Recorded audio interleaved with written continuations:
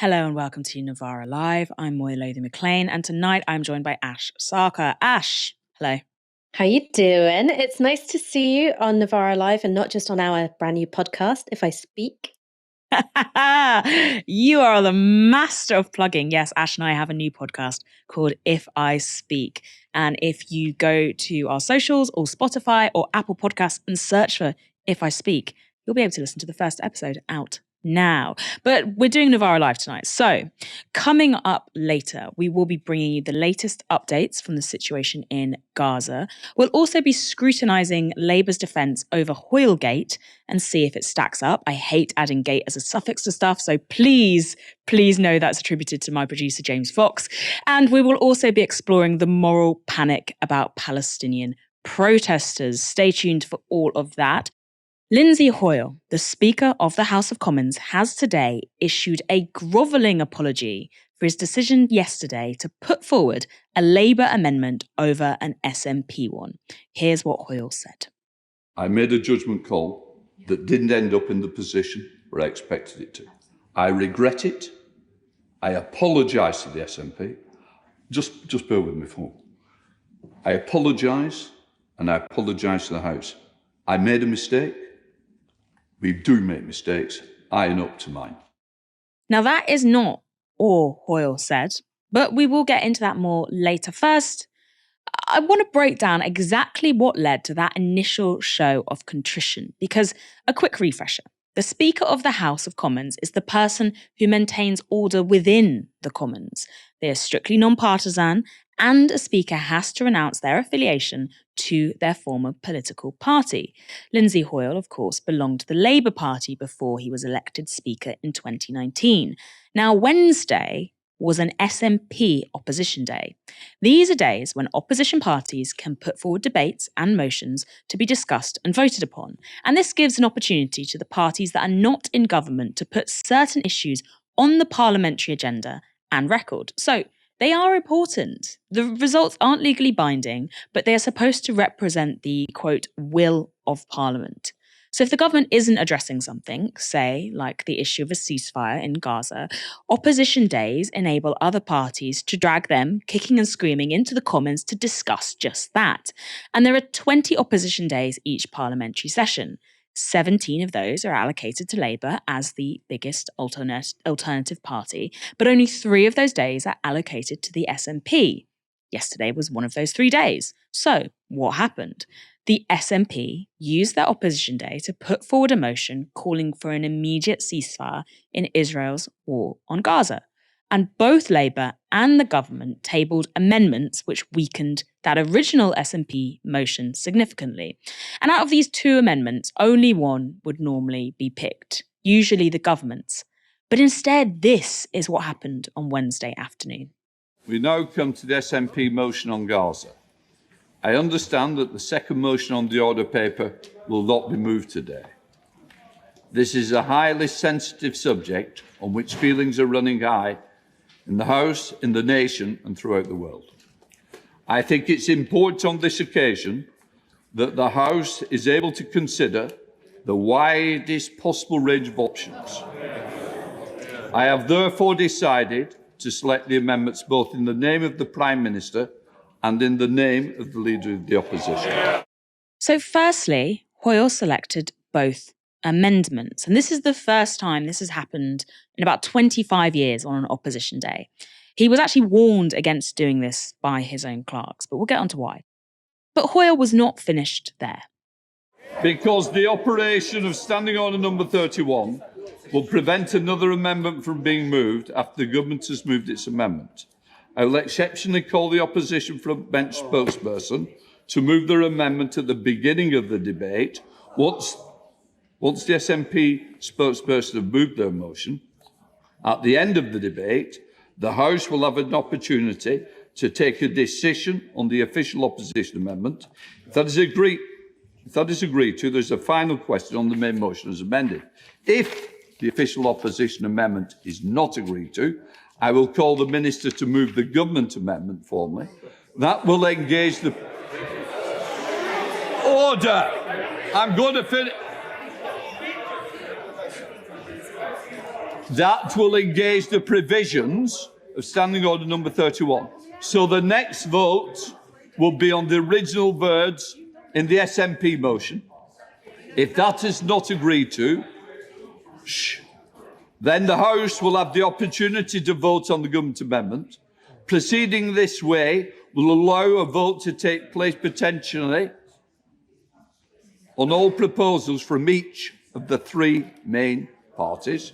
What Lindsay Hoyle did there was move the Labour amendment to be first in the voting order. Now, the Tories were so incensed by this choice that they withdrew their amendment and abstained from further voting. That meant the Labour amendment would automatically pass, essentially wiping out the SNP motion, which there was then no vote on anyway. Fury absolutely erupted at this decision and the implications, and hours of debate ensued. Here's SNP Westminster leader Stephen Flynn summing up the situation.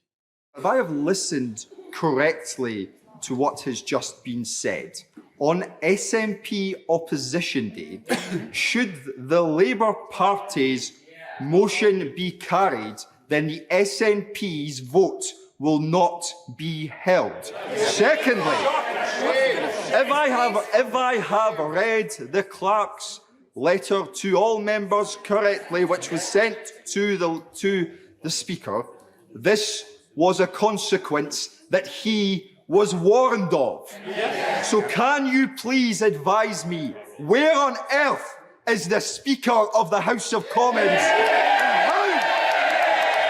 how do we bring him to that seat to explain, how do we bring him to this House now to explain to the Scottish National Party why our views and our votes in this House are irrelevant to him? Rightly furious there, because when Stephen Flynn was speaking, Lindsay Hoyle wasn't actually there at that point. He'd announced what he was going to do, and then he left and his deputy speaker was there. And this actually led to a scene where at one point, both SNP and Tory MPs walked out after Hoyle had failed to appear to explain his decision. This is Labour MP Chris Bryant trying to defend the procedural change when that happened. There are perfectly legitimate views on different sides as to the propriety of today's proceedings. However, I would just say gently to some honourable members opposite who have said that you cannot possibly have an opposition day motion being amended by another opposition party, that some of the members who are shouting the loudest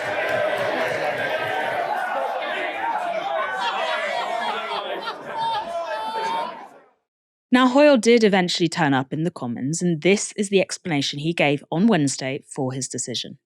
I wish to respond to the point raised by the Leader of the House. Today's debate was exceptional in its intensity with which all parties wished to secure a vote on their own propositions. It took the decisions which were intended to allow the House the widest range of propositions,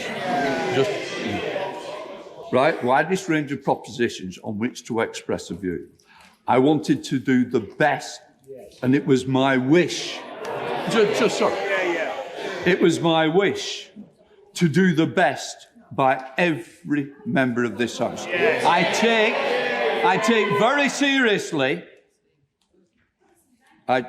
No. The danger is that that's why I wanted everybody to be able to express, because I am very, very concerned about the security of all members. Let me just take this through.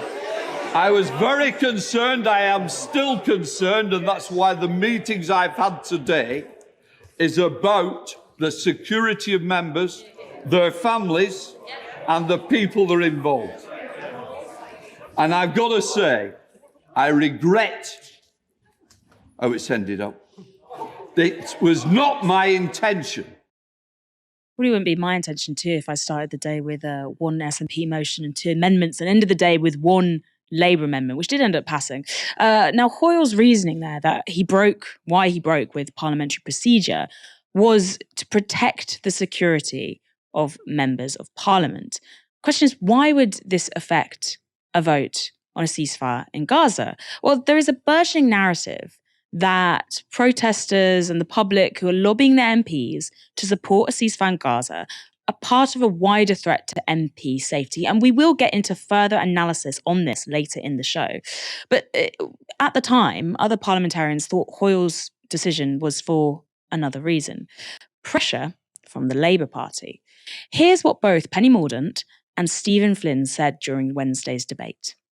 I fear that this most grave matter that we are discussing today and this afternoon has become a political row within the Labour Party, and that, regrettably, Mr. Speaker has inserted himself into that row with today's decision and undermined the confidence of this House in being able to rely on its long-established standing orders to govern its debates.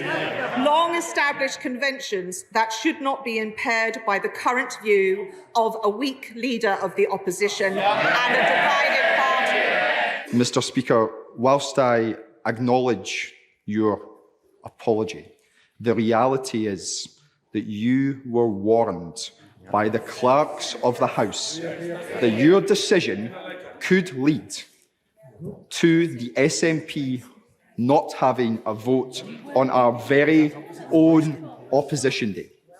As a result, we have seen the SNP Opposition Day turn into a Labour Party Opposition Day. I'm afraid that that is treating myself and my colleagues in the Scottish National Party with complete and utter contempt. And I will take significant convincing that your position is not now intolerable. Now, where would these MPs get the idea that Lindsay Hoyle may have acted in a partisan manner to protect Labour? Well, from a specific report that Labour leaned upon Hoyle to get him to put their amendment first. Now, that's one report. Here's what we know for sure. Labour leader Keir Starmer definitely met with Lindsay Hoyle on Wednesday, and The Guardian reports that the two of them discussed security of MPs because of, quote, threats Labour MPs had received after being whipped to abstain on a similar SNP ceasefire motion in November.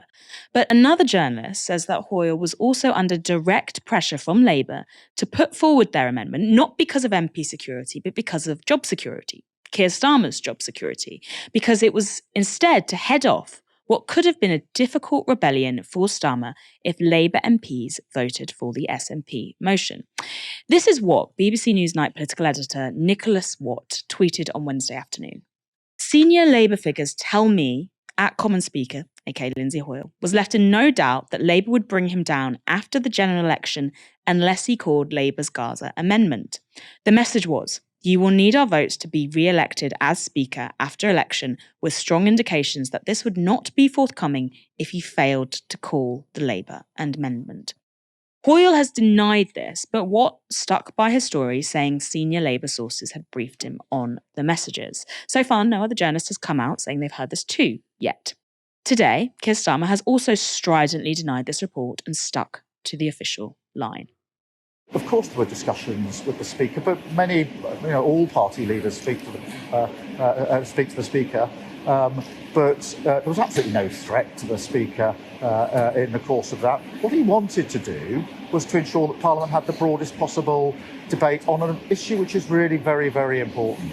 Can you categorically say, then, that no Labour MP warned Lindsay Hoyle that he could lose Labour's support to continue as Speaker after the election if he didn't select that amendment?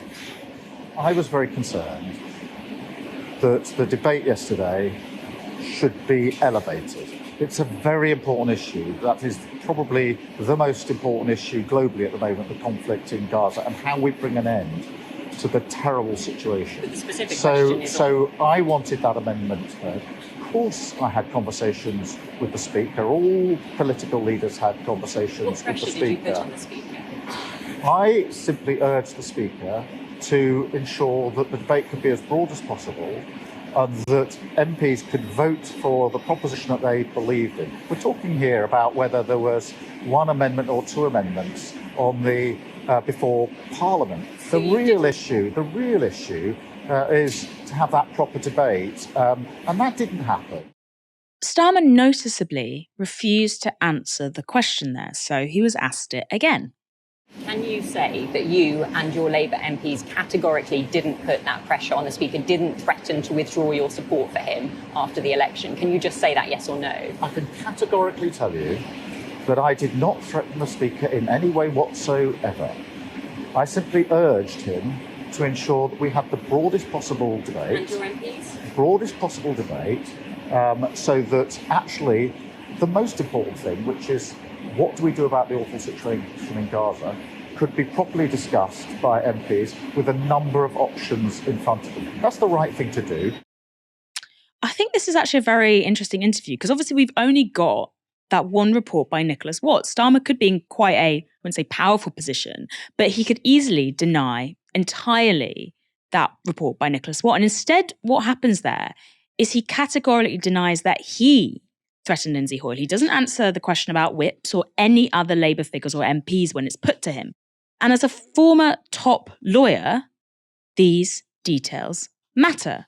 Of course, the debacle has handed the Tories a huge, meaty bone. This was Penny Mordaunt attacking Labour in the Commons today. Two significant things happened yesterday, and I'm not sure all honourable members have clocked. Firstly, it fell to the government benches to defend the rights of a minority party in this House. If the honourable lady opposite cannot bring herself to reflect on the appalling consequences of her party's actions yesterday, if she cannot rise above the narrow and immediate needs of her weak and fickle leader, to fulfil her duties to this House as its shadow leader, perhaps she might like to reflect on the damage her party has done to the office of the Speaker. I would never have done to him what the Labour Party have done to him. Secondly, we have seen into the heart of Labour's leadership. Nothing is more important than the interests of the Labour Party. The Labour Party before principle. The Labour Party before individual rights. The Labour Party before the reputation and honour of the decent man that sits in Speaker's chair. Of course, this iteration of the Tory party has got absolutely no business casting themselves as defenders of democracy, but it shows how badly Labour have come off here. And if they really were engaged in the political games they have been accused of, how much they've blown those mechanicians. You know, it's their first attempt really getting in these dark arts and they've fluffed it. And meanwhile, the SNP are still calling for Lindsay Hoyle to go. Here's David Linden, the SNP's social justice spokesperson. Every SNP MP will be backing the motion of no confidence. I think the last that I saw suggested that something like 65 MPs, so not just the SNP, indeed, other MPs have decided that Lindsay Hoyle does not command the confidence of the House of Commons.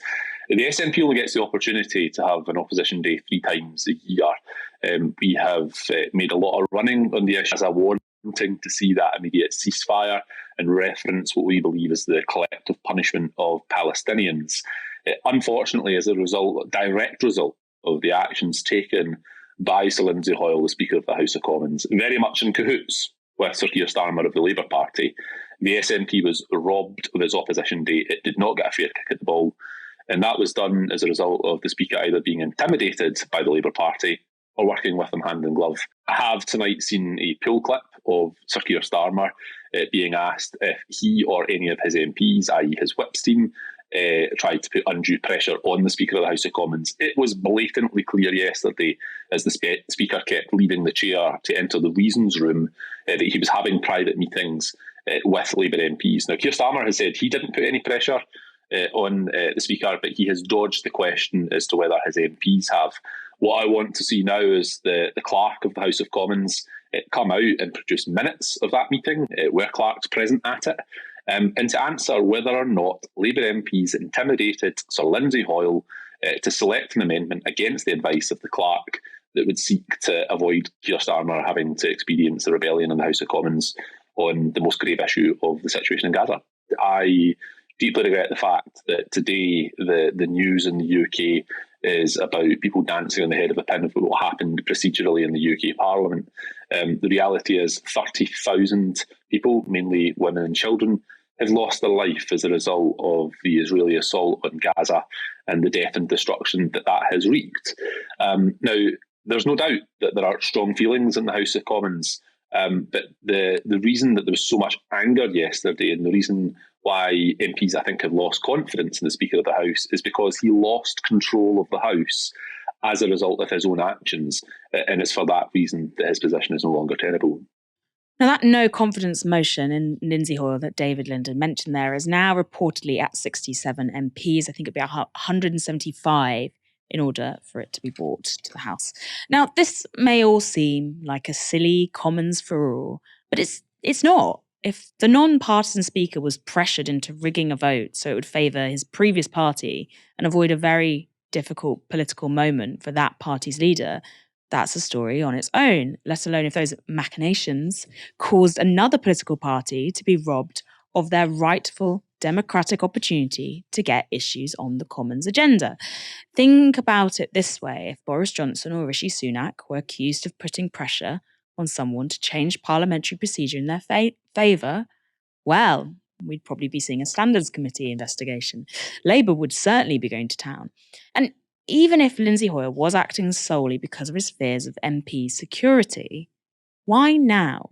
Did parliamentary procedure on amendments change when the tragic deaths of Joe Cox or David Amneswood happened? And why does a ceasefire on a Gaza amendment suddenly pose such a particular threat to MP safety? Ash, is Hoyle's position untenable even if he did have security concerns? We're going to talk about these so-called security concerns later in the show, so I'm not going to get into that just now. What I want to talk about is the position of the Speaker. So just to remind the audience what the position of the Speaker is supposed to be about, even though they are selected from MPs who are members of parties, the moment they take the Speaker's chair, they're supposed to be scrupulously impartial on party lines and to represent the interests of the House of Commons as a whole. Very famously, the Speaker of the House of Commons during the reign of Charles I said, "I have neither eyes to see nor ears to hear, except as this House is pleased to direct me." It's this idea that they are a vehicle for the will of the House as a whole. So if you have political operators effectively sitting on the Speaker's head to try and get preferential treatment in the selection of the amendments, that fatally undermines the credibility of the Speaker. Now, Moya, you said earlier that this was, Keir Starmer's Labour Party, their first go at some of these darker arts and machinations, and it's blown up in their face. I wonder if that was a calculated risk on their part, because sure, they're taking some heat. There are these rumours swirling about, was pressure applied to Sir Lindsay Hoyle by Labour Party whips? But when you look at whose job is at risk, it's not Keir Starmer's, it's Sir Lindsay Hoyle's. Because what's being threatened by the Conservative Party is that in departure from parliamentary convention, they may stand a candidate, as in a Tory MP, as a candidate for Speaker against Lindsay Hoyle, which is against the convention, which, usually is that a Speaker steps down. That, I think, will make Lindsay Hoyle's position very, very difficult. It's unheard of in modern times for there to be 66 sitting MPs who have declared that they have no confidence in the Speaker. It's difficult to see how he gets through that without a broader vote in the House of Commons. And I think that you can see in his face an intense regret, less so in terms of narrowing the proper scope of debate in the House of Commons yesterday over the two different amendments regarding a ceasefire. And I think more perhaps if he did act in order to preserve his job, this may have done the exact opposite. The last thing that I want to say is that once more, and I know people can get very annoyed at me when I say this does show that perhaps Keir Starmer is taking more cues from Boris Johnson's style of leadership than he or his supporters would care to admit. Because if, at Keir Starmer's direction, Labour whips did pressure Sir Lindsay Hoyle to select their amendment, which would come at the expense of the SNP's motion and would put the threats of a Labour rebellion to bed. If that indeed happened, you'd sort of, I think, compare that to Boris Johnson's prorogation of Parliament, removing the whip from 21 MPs, a willingness on Boris Johnson's part to do what was best for his faction of the party by pushing parliamentary conventions to their very breaking point. Because, of course, a lot of this is mere convention. This isn't law. And even where certain acts are found to have been unlawful retrospectively, such as the prorogation of Parliament, nothing's going to happen because of it. So I think there has been a level of impunity that was demonstrated by Boris Johnson, which has perhaps been a little bit inspiring to Sir Keir Starmer. It's quite interesting, telling Eden that I think it's the last speaker who resigned was 2009, maybe Michael Martin, over the expenses scandal. And it only took 22 signatures on a no confidence motion for him to resign. The motion wasn't put forward because he'd already gone, and I think it would have been the first motion since the 17th century. 17th century? Yeah, 17th century. If he had gone. So via a motion. But yeah, it took 22 signatures, and now we've got 67 against Lindsay Hoyle, and he still hasn't gone. It just goes to show I don't want to say the decline, but yeah, the decline of standards and ethics within Parliament. There are 1.5 million Palestinians sheltering in Rafah, a city that is built for 250,000. Despite being driven there for safety by Israel's military operation in the rest of the Gaza Strip, the IDF keeps bombing them anyway. Overnight, the Al Farouk Mosque was flattened by an Israeli airstrike. Several buildings surrounding the mosque were also damaged, with entire residential blocks levelled.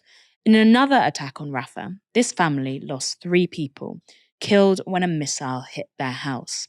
One of those who survived said, quote, "In 2014, they took 3 of my siblings, and in the 2024 war, they took the people I love. They took a piece of my heart, a piece of my heart. I hope my voice reaches everyone, asking them to pray for mercy for my family." With 2/3 of Gazans trapped in Rafah, 800,000 are still living in the rest of the Strip. Many of them are sheltering in UNRWA buildings, such as schools, offices, and medical centres repurposed to house refugees. In the far north of the territory, the Jabalia refugee camp has come under attack again, with IDF bombs hitting a marketplace and an UNRWA facility. The UNRWA building was the only known location left in Jabalia for distributing food assistance to the camp. Last month, Israel accused UNRWA of complicity in the 7th of October attacks, an accusation that was made public on the very same day the ICJ ruled it plausible that Israel is committing genocide in Gaza. But Israeli attacks on UNRWA facilities long predate that verdict. 300 attacks on its infrastructure since the start of Israel's offensive, decimating the agency's ability to distribute food, water, and medicine to the civilian population of Gaza. That collapse in infrastructure is now leading to irreversible catastrophe. The Director General of the World Health Organization has said this. On a broader level, Gaza has become a death zone. Much of the territory has been destroyed. More than 29,000 people are dead. Many more are missing, presumed dead, and many, many more are injured. Severe malnutrition has shot up dramatically since the war started, from under 1% to more than 15% in some areas, putting more lives at risk. This figure will rise the longer the war goes on and supplies are interrupted. Gaza has become a death zone, chilling words from the head of the World Health Organization, and they come with the strongest justification. Experts at Johns Hopkins University in the US and the University of London have published a report detailing the medium-term fate of Palestinians in Gaza, They model 3 scenarios: a ceasefire, a continuation of the conflict, and an escalation. This is what they conclude. Over the next 6 months, we project that, in the absence of epidemics, 6,500 excess deaths would occur under the ceasefire scenario, climbing to 58,000 under the status quo scenario and 74,000 under the escalation scenario. Over the same period, and with the occurrence of epidemics, our projections rise to 11,000, 66,000, and 85,000 respectively. The difference in those figures shows just how urgently a ceasefire is needed, with 10 times more deaths projected if the war continues even at its current pace without epidemics. And the figure, even with a ceasefire, at least 6,500 excess deaths, gives you a sense of the extent of the damage Israel has inflicted on Gaza. As the authors point out, thousands of excess deaths would occur because of the time it would take to restore basic sanitation, healthcare, and shelter to the Strip. Israel has also been thinking about a ceasefire, and specifically how it would manage Gaza when it stops bombing it. Reuters reports that Israel is proposing forming Palestinian-run humanitarian pockets in areas of Gaza to test plans for a post-war administration in the enclave. But there's a catch. According to the Israeli official who spoke to Reuters, Israel is only prepared to give control to Palestinians with no connections to Hamas or the Palestinian authorities. And given that Israel thinks everyone in Gaza is Hamas, might take them a while to find anyone. That is, if there's anyone left alive in the first place. The article reports this. The Israeli official said the planned, quote, humanitarian pockets would be in districts of the Gaza Strip from which Hamas has been expelled, but that their ultimate success would hinge on Israel achieving its goal of destroying the Islamist faction across the tiny coastal territory that it has been governing. The plan, the official added, quote, may be achieved once Hamas is destroyed and doesn't pose a threat to Israel or to Gazans. Geographically distant humanitarian pockets under the control of Israeli-selected Palestinian leaders. Sounds kind of familiar. In fact, they sound a lot like the Bantustans forced on black South Africans in apartheid South Africa. Hamas has said the plan would be tantamount to reoccupying Gaza. Outside of Gaza, there's been an attack in the occupied West Bank. A 26-year-old Israeli man was killed, and a further 8 people were injured after 3 Palestinian gunmen opened fire on cars moving slowly in a traffic jam. The attack happened near a checkpoint entering occupied East Jerusalem. 2 of the attackers were killed by, quote, security forces and armed civilians, and a third was reportedly detained. Speaking at the scene, far-right Minister of National Security Itamar Ben-Gvir said this. Our right to life overrides the Palestinians' freedom of movement. I will fight for barriers around the villages that will limit the freedom of movement of the residents of the Palestinian Authority. Have they learned absolutely nothing? The answer is yes. In a statement, Hamas called the attack, quote, a natural response to the Israeli occupation's massacres and crimes in the Gaza Strip and the West Bank. Now, you might not think that the description of the shooting in the occupied West Bank is legitimate or justified, but whether justified or not, we know one thing for sure. Until Israel stops its assault on Palestinians in Gaza, stops the occupation of the Palestinian territories, stops blocking the right of Palestinians to self-determination and the right to return, attacks on its security will only continue. Labour are under pressure over the allegations that they blackmailed the House of Commons Speaker to, quote, hijack the Gaza ceasefire vote during an SNP opposition day. Notably, Labour hasn't yet used any of its own opposition days to table a motion on a ceasefire in Israel's war on Gaza. And on BBC Newsnight, Victoria Derbyshire asked Shadow Defence Secretary John Healey, why? Surely the reason why we're actually here tonight in this position is to do with the central problem of Sir Keir Starmer's leadership. He hides. He could have tabled his own opposition day motion on a ceasefire. Why did it take the SNP doing it for you to get your act together with your own amendment? Well, Keir Starmer and Labour have been arguing for a ceasefire for weeks now. We've been arguing for immediate why release have you waited weeks then? I'm going to answer your question. What has happened in recent days is that the threatened ground offensive by the Israelis against Rafah have become so serious, we've taken a stance to say that cannot happen. What's happened is that there's been a shift among important allies like New Zealand, Australia, Canada and others, demanding, as we have now, an immediate humanitarian ceasefire and one that can build into a long-term peace process. So that was the argument we were making today. An end to the fighting now, a ceasefire respected on both sides, and one that lasts. And today was an opportunity to debate that, to bring the House together.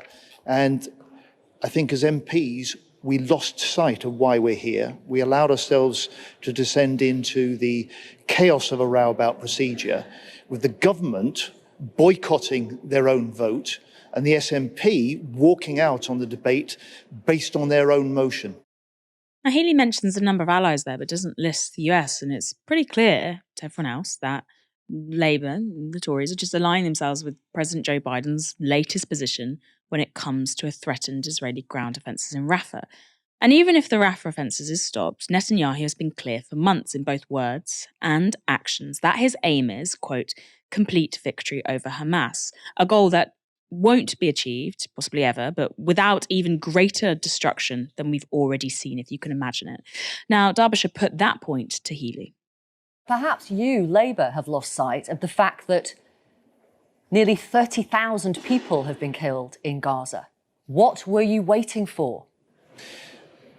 I am so concerned and aware of the agonies of the Palestinian people. The death toll is 30,000 and mounting, as you say. So what were you waiting for? Hospitals have been smashed, families are starving, yet more children are being killed. Exactly. And at this point, with the threatened ground offensive against Rafah, which cannot happen, now is the moment to take a stronger position, to say Hamas must release all the hostages, the Israelis cannot proceed with their offensive against Rafah, and the British government should come alongside allies to demand and call for and work for, as we have been doing, an immediate humanitarian ceasefire that can be respected on all sides and become the process that we need, a political process, a diplomatic process aimed at securing a long-term peace and security for Israel and for the Palestinian people. What's really interesting is the threat of the Rafah offensive has seemed to serve an important political function for both Netanyahu and politicians like Keir Starmer, and these are separate functions. For Netanyahu, it's become a bargaining chip, both against Hamas and Western leaders who are trying to force a change in military strategy, not because of the death toll, they haven't moved on that, but because now the Palestinian population has been pushed to the very edge of the Gaza Strip. But this also gives politicians in the West who are wary of calling for peace something smaller to focus on, a smaller piece, a way of displaying their pseudo-moral colours while having done nothing at all to stop the destruction of 30,000 people in Gaza over the last 4 months and the displacement of 1.5 million others. There's no clearer display of playing politics with the lives of civilians than this.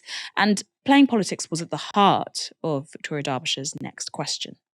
At around 3 o'clock this afternoon, our political editor reported that senior Labour figures told him that the Speaker would need Labour votes to be re-elected as Speaker after the election, with strong indications this would not be forthcoming if the Speaker failed to call your Labour amendment. And Nick Watt interpreted that to mean that it would be the end of Sir Lindsay Hoyle as the Speaker in the next Parliament. What do you say to that? Well, I've no idea about Nick Watt's sources. I've no idea about the interpretation he might place on those. But in a sense, you've stated what happens. The Speaker is elected by all members of the House of Commons.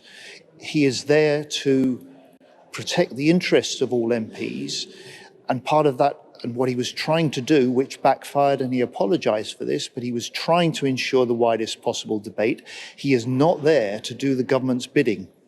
Are you saying that it is feasible that Sir Keir Starmer or a Labour MP or a Labour staffer might have said something to Sir Lindsay Hoyle that put a question mark over Labour support for him as Speaker in the next Parliament? If someone has said something of that nature to the Speaker, that would be unacceptable, wouldn't it? Well, trying to pressure the House of Commons Speaker is hiding to nothing, I have to tell you. But the Speaker this afternoon made decisions about how to conduct the debate within rules that are outdated, heavily stacked in favour of the government, that do require review, as he said. I'm really sorry to interrupt you. I'm going to pause you there because it feels like you're evading the question. If someone had said something of that nature to the Speaker about possible support for him in the next Parliament, if he did or didn't call the Labour amendment, that would be unacceptable, wouldn't it? Because that would be blackmail, surely. There were three hypotheticals in your question. If all three were true, that would have been unacceptable. My point is, this afternoon, the Speaker set the terms of the debate because he wanted the widest possible debate. He was conscious this matters to Parliament.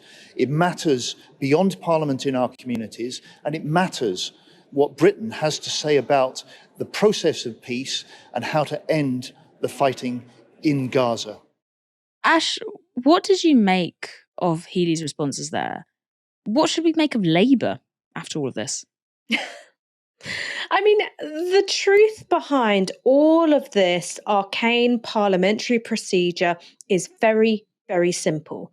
The difference between the SNP's motion and Labour's amendment was that the SNP's motion condemned the collective punishment of Gaza. Now, why is that a problem for Labour? Well, the unfortunate fact is that until fairly recently, the Labour leadership supported the collective punishment of the people of Gaza.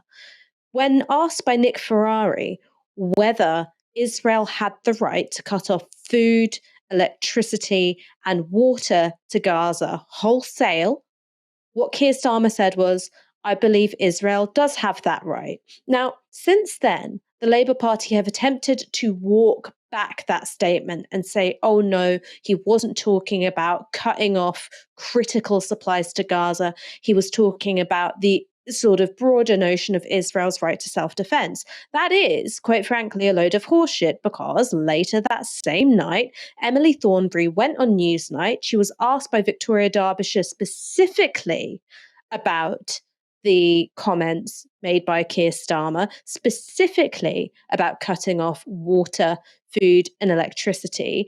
And she said, I believe that Israel has an absolute right to self-defense. That's the position of the Labour Party. When Victoria Derbyshire said, that doesn't answer my question, Emily Thornberry said, that is an answer to your question. So quite obviously, the position of the Labour Party until recently was that they supported the collective punishment of the people of Gaza. And had there been a sizable rebellion of Labour MPs and they voted for the SNP motion, or if indeed Labour didn't table an amendment of their own at all and just put their support behind the SNP motion, they would have been in deep shit because Keir Starmer's own words would come under intense and renewed scrutiny. So this whole thing is about playing politics. Was it the case that the SNP's motion was designed to exploit divisions in Labour? I mean, probably. This is parliamentary democracy that we're talking about after all. But the fact that it got booted out of the parliamentary arena and the Speaker of the House's credibility is now in tatters, that was all about protecting the political ambitions of Keir Starmer. That's all there was to it.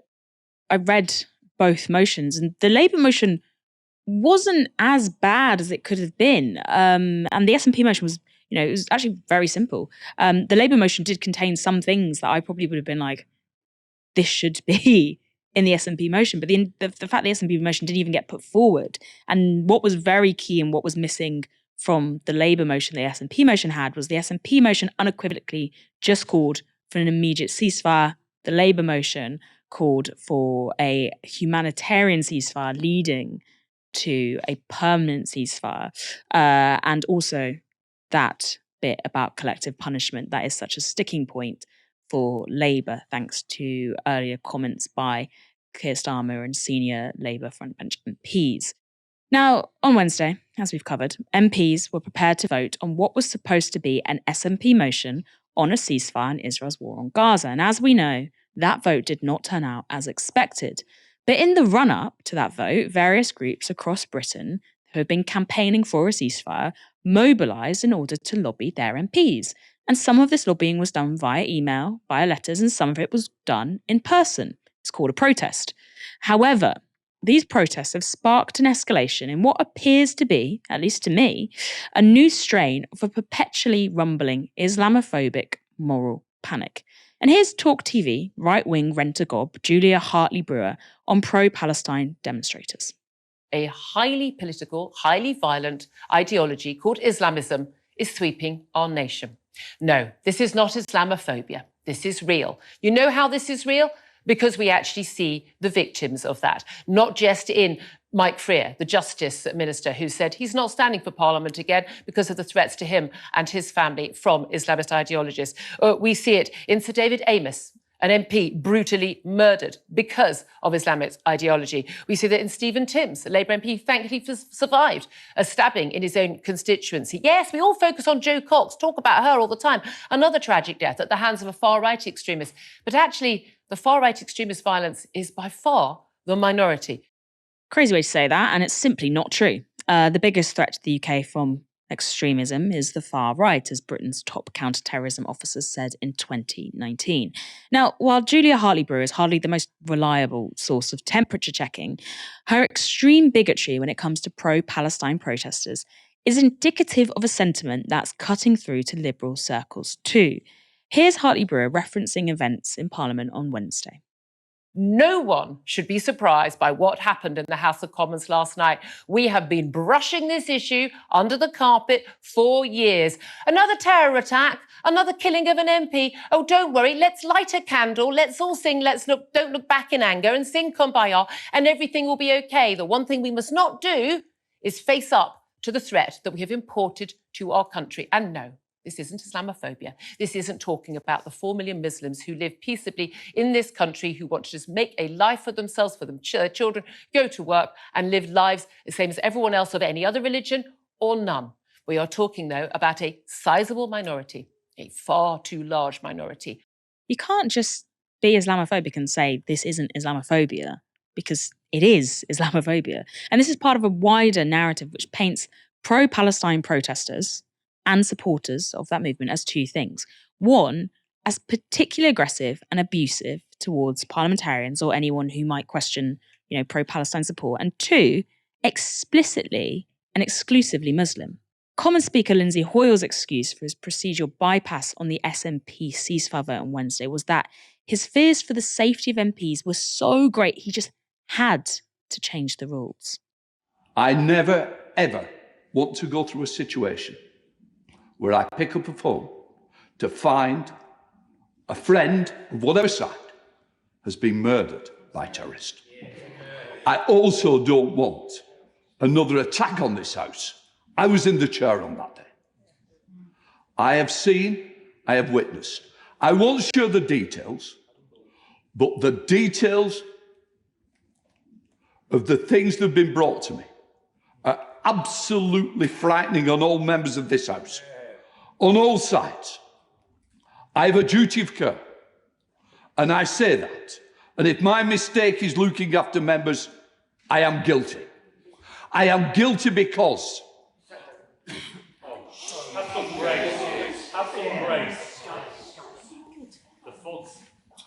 I have a duty of care that I will carry out to protect people. It is the protection that led me to make a wrong decision. But what I do not apologise is the risk that's being put on all members at the moment. I had serious meetings yesterday with the police on the issues and threats to politicians, threats heading to an election. And I do not want anything to happen again. So yes, I will apologise. I always will when I make a mistake. I did. I offer an SO24. That is within my gift and power. But I will also say I will do whatever it is to protect anybody in this chamber or anybody who works in this house. Now, what Hoyle does there is paint Palestine protesters as a unique threat, because he's changing procedure for the first time in 25 years. And those 25 years have included, a real escalation in digital abuse and threats against Black and Asian, particularly female MPs. It's included 2 deaths at the hands of extremists of MPs. But it's this moment that Hoyle is saying that the threat from pro-Palestine protesters is so great, we have to change parliamentary procedure. This is a unique threat. And it's not just Hoyle doing this. This was Labour MSP Paul Sweeney yesterday. The Glasgow constituency office of Labour MSPs was stormed by protesters this afternoon, terrifying and threatening our staff who are working to help Glasgow constituents. Thanks to Police Scotland for ensuring their safety. The Speaker is right to try and calm this down. Sounds absolutely terrifying, right? Except this was the video published by The Scotsman, a paper in Scotland, of the storming of those Labour offices. I'm John, I'm from Gaza Genocide Emergency Committee. We're outside the Labour Party offices here in Wilson Street in Glasgow, and we're here to request that Labour representatives make a substantive statement, not just on the ceasefire, which they've been prevaricating about, but they actually take a position on the genocide itself. We went into the offices very peacefully, obviously, and we requested to speak to some of the staff. No one was there, alas, and we're not sure where they are. 15 people turned up, at least that was according to a staff photographer who worked for The Scotsman, and no Labour staff were even there. Stormed, right, okay. The police disputed Sweeney's account, and here's what The National reported today. Police Scotland has now confirmed it was not aware of anyone storming in or threatening Labour staff. Police Scotland also said it was made aware of a, quote, peaceful protest that officers attended with no issues because the protesters involved left of their own accord. Back in London, the Palestine Solidarity Campaign also says they're going to lodge a complaint about their treatment because a large group of people gathered to lobby MPs in person in Westminster. They were mobilised, like you do when you're in a campaign. However, when demonstrators arrived, they were told a, quote, special procedure had been employed which specified that pro-Palestine protesters were limited to only allow 50 people maximum in Parliament, because normally you can go in and you can lobby people in Westminster Hall, but that wasn't allowed. And the Palestine Solidarity Campaign says other groups have been allowed to bring in as many people as they want into Parliament. Labour MP John McDonnell backs up their complaint. He says this: I raised this in Parliament. This is no way to treat constituents simply coming to meet their MPs. Large lobbies take place frequently and are not treated like this. Now, the portrayal of peaceful pro-Palestine protests as volatile and angry has been in process for a while. Remember, hate marches was how former Home Secretary Suella Braverman and Prime Minister Rishi Sunak framed the peace marches on Remembrance Sunday 2023. And if we want to get into the stats, Open Democracy reported that Palestine peace marches from October to December 2023 actually had a total arrest rate lower than Glastonbury Festival. So that's 3 months versus 3 days. But never mind that. Just today, for example, Sir William Shawcross, who was appointed by Boris Johnson to review the controversial Prevent counter-terrorism strategy last year, was issuing coded warnings about, quote, Hamas sympathisers. So Shawcross had told BBC reporters that the Prevent strategy isn't focused on, quote, Islamist concerns. He said this: there are unfortunately quite a lot of Hamas sympathisers and some operatives in this country. Prevent and the police should have been working much harder against those Hamas people in this country. The public are more at risk because of the events of 7th of October and subsequently, and many people in this country are much more frightened than they have ever been before. Now, this is a guy who, when he was in charge of that review, only turned up to about 6 of the key meetings. And his comments were, you're not focusing enough on Islamists, you're focusing too much on the far right, which even the Home Office was like, don't know about that, mate. But never mind that the popular pro-Palestine movement is composed of a huge range of groups, nor that support for a ceasefire, and talking about just a ceasefire here, is a majority public opinion in Britain. Because now it's not just the right who are positioning pro-Palestine protesters as a threat to democracy rather than an expression of it. It's also the centrists. And that's why I want to know, Ash, do you think we are seeing a fresh expression of Islamophobic moral panic channeled by those MP safety concerns? Yes. Do you want me to say yes but longer? Because I can also say yes I'd love but a longer. yes but longer. I would love a yes but longer. But definitely yes. And I think that there's two sides to this equation. One is, I think, the vein of anti-democratic ideology that runs through the political media class. And the other is, as you just mentioned, a particular kind of Islamic mistrust and demonization of British Muslim citizens. So to start with that anti-democratic vein, I think you see it very well when peaceful protesters who have not stormed into an MP's office. A tour was held open for them and they entered and they held some placards. That being described in the most emotive and hyperbolic ways. Politicians can only talk like that because journalists themselves feel like they're under threat from the public as well. Now, I'm not talking about abuse, harassment, intimidation, threats, or violence. Of course, all of those things are completely wrong. And I say that as a journalist who has faced harassment, abuse, threats, and violence from people. Some of those behaviors I've even experienced from my fellow journalists. So I'm not trying to cast criminal, harmful behavior as somehow morally justified. I'm not. But I'm looking at how democratic participation, like peaceful protest, is looked upon by journalists and by politicians as nothing less than attempted murder. There was an edition of Playbook, to which, for my sins, I'm a subscriber, where the writer of that morning's Playbook had mentioned that they'd been in central London when they'd been out to buy Lego for their kid and said, oh, scary stuff. Well, what was scary about it? What was it that you saw that made you feel that you were at risk? The fact that you're not mentioning anything specific makes me feel that, yeah, you find it scary, but there's not actually anything going on. Otherwise, you would have written about it. You just find something inherently threatening about the idea of peaceful protest. Similarly, MPs who are, saying, oh, my office has been stormed, or I didn't want to go outside because people were chanting. That's kind of a you problem. I'm sorry. You have to be able to distinguish between threats, violence, harassment, and legitimate, lawful, peaceful, democratic participation. And just to give you an example of some coverage which I've just read from Sky News, which was trying to look at this climate of fear that MPs are having to live with, the staffer for one Labour MP described having to act like a bodyguard for an MP and said, we've started having to report tweets that call this MP a fascist and say that they've got blood on their hands. Now, look, you might say accusing someone of having blood on their hands is discourteous, it's heated, it's certainly emotive, but it is not a term of abuse.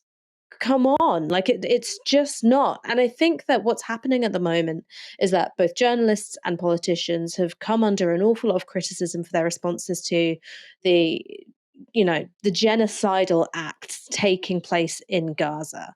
And they've interpreted that criticism as abuse, which is why I think you've got such histrionics going on in the media. Now, I'm not talking about actual abuse, as I said. I'm talking about what is perfectly legitimate free expression being wrongly cast as abuse. And then you've got the Islamophobic element of it. There has been, I think, in this country, a willingness to cast British Muslims who are exercising their democratic rights, to put them under the lens of suspicion. So when you had high voter turnout in Tower Hamlets or in Peterborough, you had right-wing newspapers completely falsely and without any evidence alleging that there'd been mass electoral fraud committed by Muslims. Now, there wasn't any evidence of that happening. They just decided that because Muslims turned out to vote for their preferred candidate, that there was some kind of wrongdoing. So similarly, when you see a, pretty, high representation of Muslims as part of the pro-Palestine movement, that gets cast as Islamism, that gets cast as extremism, that gets cast as, a kind of looming sectarian conflict between British Jewish people who are always presented as being, kind of inherently threatened by Muslims and British Muslims. And it is just Islamophobia, plain and simple. It's the way in which Julia Hartley-Brewer earlier in the segment was, speaking of this Islamist threat that had been imported, while there was B-roll, footage being screened of a peaceful pro-Palestine protest. Now, that's a deliberate effort to conflate Islamism and violent extremism with a peaceful and legitimate protest. And it can only be done because people in the media don't think that Islamophobia is much of a problem. In fact, they hold many Islamic views themselves. And because it's chiming with a much longer running moral panic about the presence of British Muslims in this country. I think it's really interesting what you highlighted there, Ash, because it all comes down, well, not all, but part of it, a significant part of what you said comes down to that adage, conflict is not abuse. And Sarah Schulman, the author of the book Conflict is Not Abuse, where she discusses how perceived victimhood can be used in terms to perpetuate harm against others when people are not aware of the power they have or in denial about the power they have, and they see all conflict as abuse. She actually explicitly and repeatedly uses Israel and Palestine as an example of powerful groups where victimhood becomes a way to perpetuate harm, but also on an individual level. There's, this fear of conflict where all conflict is harm and any sort of collision is harm. And I think that's also a register we're really seeing take root in, modern day politics, British politics. And it's fascinating how that has seeped in. I just want to say a huge thank you for joining me tonight to talk through these stories, Ash. And thank you for having me. And thank you to the audience. And I'm thanking you prematurely for listening to our new podcast, If I Speak. Don't make me regret thanking you for it. Make me very happy. Listen to the podcast. Yeah, listen, also, if you want to hear our juicy gossip and our oversharing, that's where we get a little bit more informal. Come back tomorrow night for another live stream from 6 p.m. But for now, you have, as always, been watching Novara Media. Good night.